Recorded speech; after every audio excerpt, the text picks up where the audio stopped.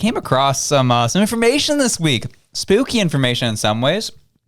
The RCMP reported that the future looks bleak for Canada. It's not looking great. They listened to our show last week. Said, Josh, actually the future's not bright. Things aren't looking better. It's actually going to get a whole lot worse before it gets better. And we looked at their report.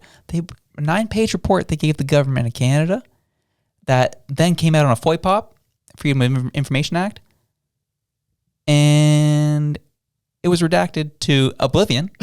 But the pieces we did get out of it were very concerning in themselves, and just the overall rhetoric and narrative being portrayed in these 9 pages was like, I'm losing a little faith in the RCMP. What did you see, dude? So one of the things I wanted to point out first off was that they had a whole section called erosion of trust. And I was like, ooh, this is going to be good. What are they talking about here? They get one line. I'll read you the line here. It says, the past 7 years, who was in power in those 7 years? I don't know. But anyway, Good question. Yeah. Have seen marked social and political polarization in the Western world. That's it. They redacted the whole rest of it. Gone. I'm like, so you're not going to tell us what eroded the trust, are you? Just completely blank. Other things that they had in there, they had a whole bunch on climate change. Not a lot was redacted from that, which I thought was interesting. You know, that fits the narrative, right? Mm-hmm. But they said that we can expect increasingly violent and concurrent storms that will affect drought, floods, and persistent heat waves. It's going to reduce the global supply of key resources, so we need to be aware of that. And like, yep, water wars, that's something for the future. Mm-hmm. But luckily we sit on quite a bit of water reserves, so we wouldn't be too badly affected by that. But it's something to be aware of. Nestle's sitting there going, we've got our bottle of water, we're doing good. Housing, disinformation, restrictions, and stuff from the pandemic. The holdover from the pandemic that I thought was interesting, I'll read you this quote. They said, the damage to the economy and the social fabric of the nation is ongoing, and there is an established opposition to existing and potential public health measures and other restrictions. But it was the part there, the damage to the economy and the social fabric of the country is ongoing. That is a statement in and of itself. Looking at that, going, yeah. I know. Well, yeah, we can tell what's going on here. It was that statement that really perked my interest and concern. Was part of that was, the fabric, things are being torn apart. And then followed up with this. Populists, they said, have been capitalizing on a rise in political polarization and conspiracy theories and tailoring their messages to appeal to extremist movements, the report says, adding that authoritarian movements have been on the rise in many liberal democratic countries. So what that indicated to me is this was definitely written for its audience in the Liberal Party. And that made me uncomfortable reading that. Yeah. It's like, okay, so anyone that opposes the measures that are being imposed on the population are being seen as just extremists. So everyone that showed up at the rally this week, extremists. Anyone who opposes the ideology of the machine is an extremist. And this is coming straight from the RCMP themselves. That's annoying. Yeah. Well, what I also thought that was interesting was the fact that like they're saying about oh my goodness, can't say that word, authoritarian governments. Mm-hmm. And I'm like, we have one. Yeah. They're not on the rise. They're in power currently. Like, take a look at any of the bills that have been recently introduced. They're all about restricting the way that we speak in this country and the way that we have discourse on the internet. Like, I don't think you can get any more authoritarian than that. So the other thing that I thought was interesting was the housing piece. Mm-hmm. They did leave a lot of that in there, which I thought was interesting. Yeah. They said that the coming period of recession will also accelerate the decline in living standards that the younger generations have already witnessed compared to early generations. For example, many Canadians under 35 are unlikely to ever buy a place to live. The fallout from this decline in living standards will be exacerbated by the difference between the extremes of wealth, which is greater now in developed countries than it has ever been in any time in several generations. Like, you hear a lot too about like boomers responding to younger people saying, I don't know, this is just a new obstacle for you. You're all weak. You're not, weathering it very well. And we had interest rates that were super high and we had our own things we had to deal with. And here you have right in this report saying it's an unprecedented burden with wealth gaps that we haven't seen for generations. And so that a little bit, like, I was like, oh, that's awful. But at the same time, it was very gratifying to have that kind of validation of like, yeah, things are hard out here.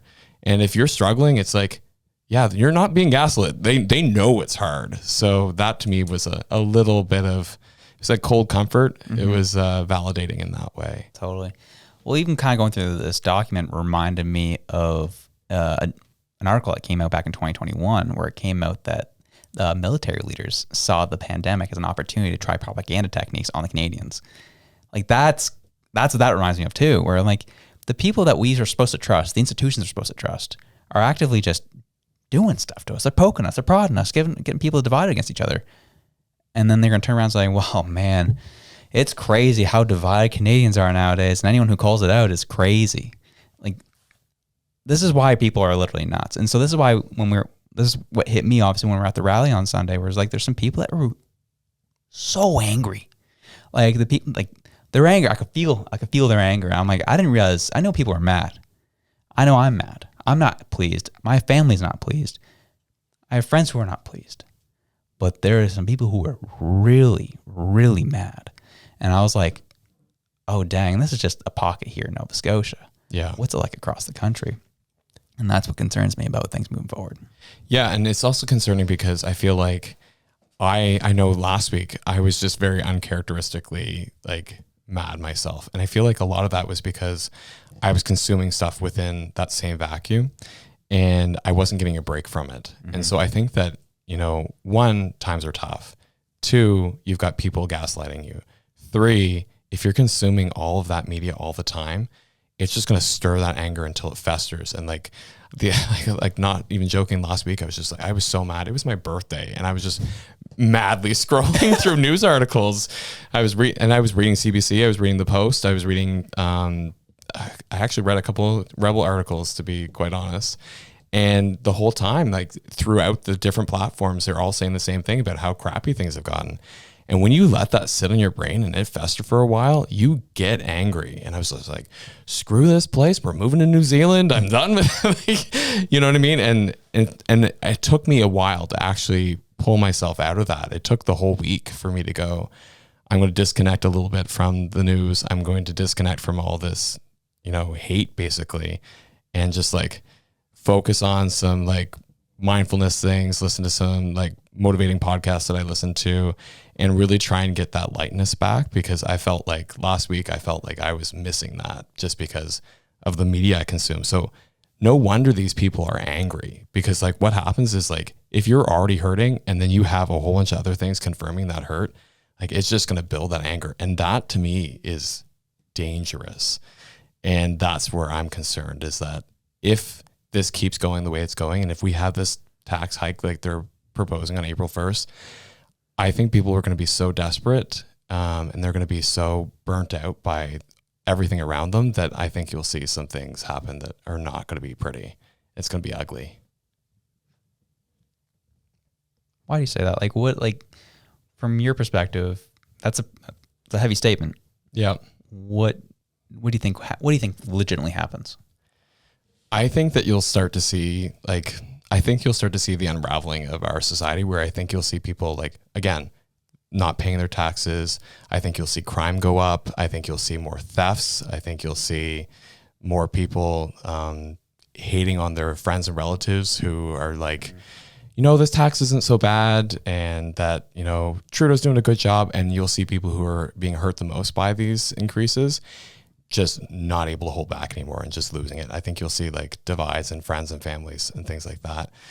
And it just creates a lot of discontent in society. And I just think that it will be just a really, really tough time to stay light and to stay positive.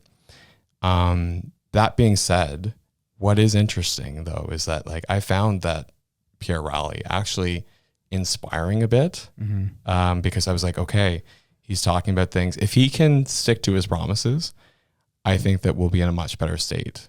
And right now, the way that the polls are trending, it's trending that he's going to get into power and he's going to win by a landslide. I mean, people better get out there and vote so it makes it happen.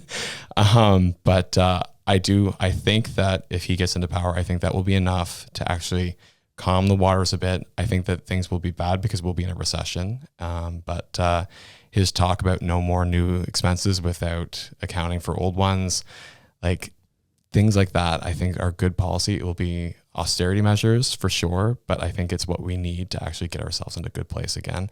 And so I have hope for that reason. But I do think that come April, I think you're going to see a lot more anger from the Canadian public if this does not get paused.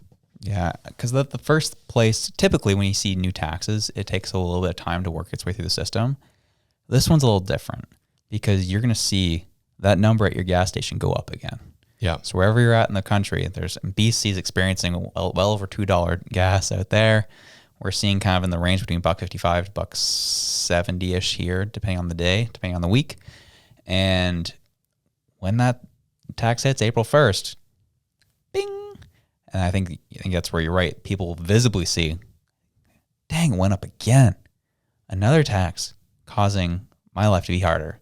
And it was interesting when Trudeau being asked, like, hey, have you thought about maybe pausing the rate increase? And he says, I'm not here to be popular, guys. I'm here to do what's best for Canada in the future. If that means doing stuff that's hurting people now, so be it. Yeah. And when people now hearing that, people who are losing their homes, can't feed their family, can't feed themselves, hear that, people are going to be upset. Yeah, for sure.